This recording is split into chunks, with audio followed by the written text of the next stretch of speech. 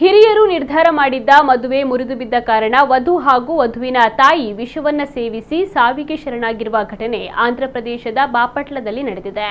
ಆಸ್ಪತ್ರೆಯಲ್ಲಿ ಚಿಕಿತ್ಸೆಯನ್ನು ಪಡೆಯುತ್ತಿದ್ದ ಸಂದರ್ಭದಲ್ಲಿ 1 ವಾರಗಳ ಕಾಲ ಜೀವನ್ಮರಣ ಹೋರಾಟವನ್ನು ನಡೆಸಿದ್ದ ತಾಯಿ ಮಗಳು ಇಬ್ಬರು ಕೂಡ ಗುರುವಾರ ಚಿಕಿತ್ಸೆ ಫಲಕಾರಿಯಾಗದೆ ನಿಧನರಾಗಿದ್ದಾರೆ. ಮೃತರನ್ನ ಸುಜಾತ ಮತ್ತು ಆಕೆಯ ಮಗಳು ದಿವ್ಯಾ ಎಂದು ಗುರುತಿಸಲಾಗಿದೆ.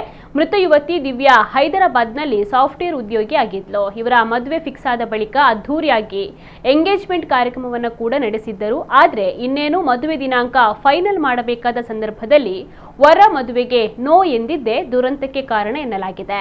ಮದುವೆ ದಿನಾಂಕ ನಿಗದಿ ಮಾಡಲು ವರನ ಕಡೆಯವರು ಮನೆಗೆ ಆಹ್ವಾನವನ್ನ ಮಾಡಿದ್ದರು. ಆದರೆ ಈ ಸಂದರ್ಭದಲ್ಲಿ ವರ ತಾನು ಮದುವೆಯಾಗಬೇಕಿದ್ದ ಯುವತಿಯ ಬಗ್ಗೆ ತಿಳಿದುಕೊಳ್ಳಲು ರಹಸ್ಯವಾಗಿ ಕೆಲವು ಫೋಟೋ ಹಾಗೂ ವಿಡಿಯೋಗಳನ್ನು ಸಂಗ್ರಹಿಸಿದ್ದಾನಂತೆ.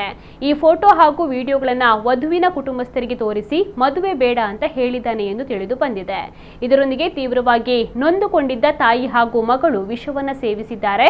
ಚಿಕಿತ್ಸೆ ಫಲಕಾರಿಯಾಗದೆ ಇಬ್ಬರು ಕೂಡ ಸಾವನ್ನಪ್ಪಿದ್ದಾರೆ.